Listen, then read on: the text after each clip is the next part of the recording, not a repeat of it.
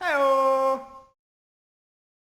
So what is going on, guys? It's Triple G here, back with another Borderlands 3 video, and today we're going to be going into vault cards in its entirety, what the best techniques are for leveling up these, what you can do to boost your XP, and how you unlock the things on the cards, as there are two ways and it is not very clear straight away how to do it. Guys, if you enjoyed this video, please consider subscribing to the channel or join us over on Twitch. We stream 5 times a week, and otherwise, let's get straight into this video. First of all, the vault cards themselves were launched with the director's cut recently, and the Fallen Heroes is the first vault card of 3 that will be launched in 2021.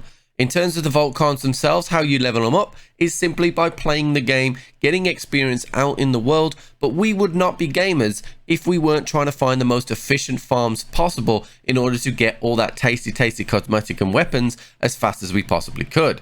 So the first order of business is you will need to go to the science machine in Tannis's room and get the XP booster. I have tested this. It works for the vault cards. It will give you that extra 25% XP.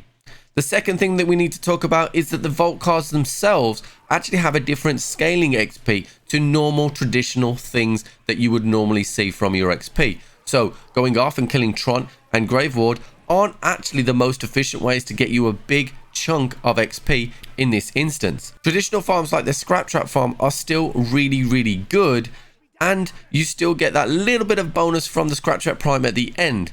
Bosses like Tron will give you about 400 to 500 XP for killing the boss, so it's not as efficient. You need bosses that either are surrounded by enemies or you just need a shed ton of enemies. So my 2 areas of recommendation for you to farm is 1, the Scrap Trap farm, because there are just so many enemies in a concentrated area and you can farm that without saving quitting. However, if you do in some instances have the access to these vault cards but you didn't have the year 1 DLC, I would highly recommend the Proving Grounds and the Trial of Instinct, to be specific. There are a ton of enemies in close proximity to each other, and the Proving Grounds will give you that kicker boost right at the end. If you don't want to endlessly farm just one location, you can do other things as well. I have tested the takedowns. The takedown itself, the Malawan takedown, gave me about half a bar's worth of XP. Just bearing in mind that was about 10 minutes work for that. In terms of the daily challenges and the weekly challenges, I got about 3000 XP from doing the weekly challenges and about 500 to doing the daily ones. The daily ones are pretty simple, but here's a top tip for the ones with vehicles. Now, if you're playing on Mayhem, most of the enemies are leveled up to high level, so they can't be easily run over. Now, you can switch down the Mayhem if you want to. So here's what I did. I went to Necro de Feo to Desolation's Edge, and I took my technical and I went after other vehicles.